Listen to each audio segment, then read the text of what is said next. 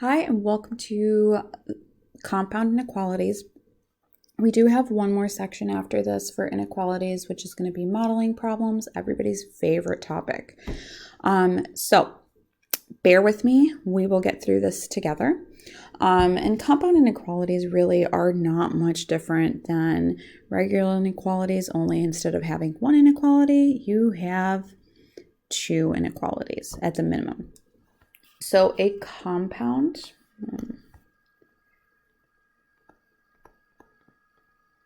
inequality contains two inequality symbols. For example, -2 is less than x, which is less than or equal to 5, is a compound inequality. This means that x is less than or equal to 5 and x is greater than -2. The graph of this compound inequality is shown below. In interval notation, it would be from -2 to 5, including 5. So you have parentheses on the -2, and you have a bracket on the -5. And then you actually can see how you would graph that inequality. Again, if you're doing closed circles and open circles, you'd have a closed circle there and an open circle there. Again, it does not matter which one you are using, as long as you are following whatever your professor wants. So let's go ahead and graph the compound inequalities and write them in interval notation. So we have our first example from -2 to 0. So we're going to have, keep in mind, they're both not an equal to. So you're going to have open circles for both of these or parentheses for both of these. So we have -2, open circle, to 0, open circle, and then we would shade in between. Okay, and I actually think interval notation for this is a lot easier because for compound inequalities, it tells you what your start is and it tells you what your end is. So literally the bounds are your numbers. So -2, 0, and this one's easy because it's open circles for both, so it's parentheses for both.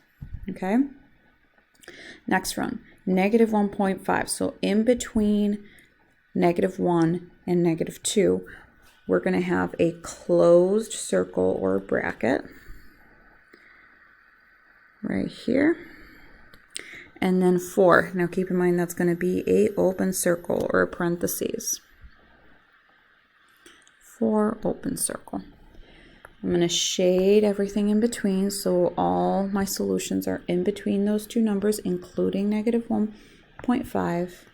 And then my interval notation, my bounds are -1.5. That looks bad. Let me redo that. -1.5, comma, 4.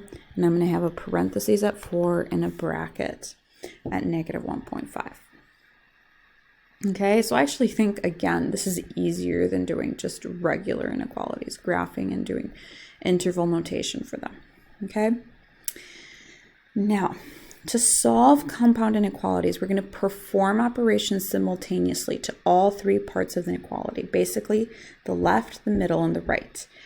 What we are doing is, like when you're solving linear inequalities or when you're solving linear equations, you usually do it to both sides of the equal sign or both sides of the inequality. Well, here I have two inequalities, so you're going to have to do it to every single part. Okay. So to get the z by itself, we're going to subtract 5. And since I have two inequalities, I have to subtract 5 to all three sides.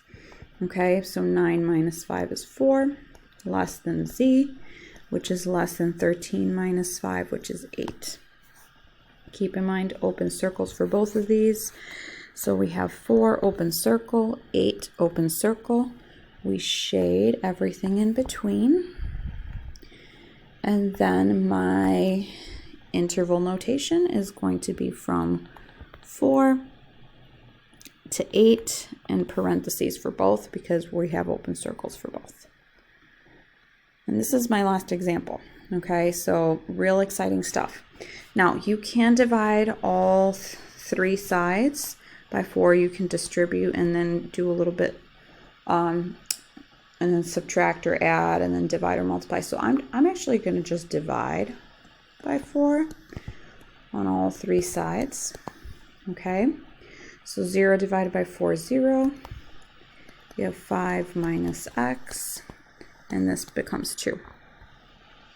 Now I can't move the negative x, but I do have to move that 5. So I'm going to subtract 5 on all 3 sides. I'm going to have negative 5, that cancels. It's less than or equal to negative x, which is less than or greater than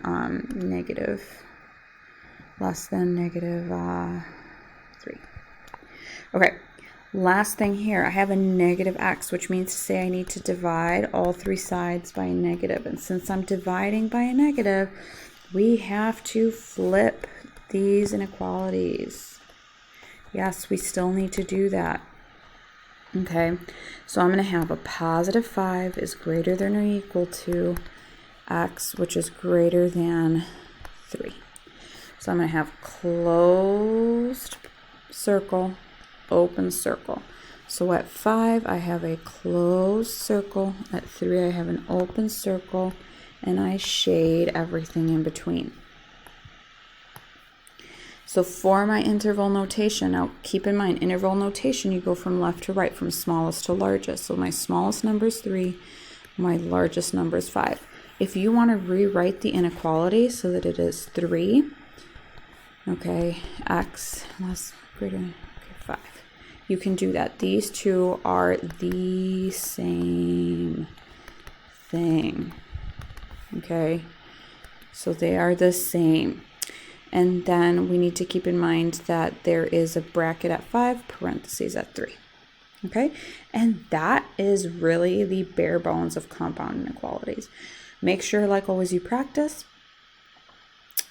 It takes like a couple of minutes to kind of like adjust yourself to the fact that we don't just have, say, just one side. Like we've solved something like this before, but that now you have an extra inequality, so you have to do the operations to all 3 sides. Okay, so the left, the middle, and the right.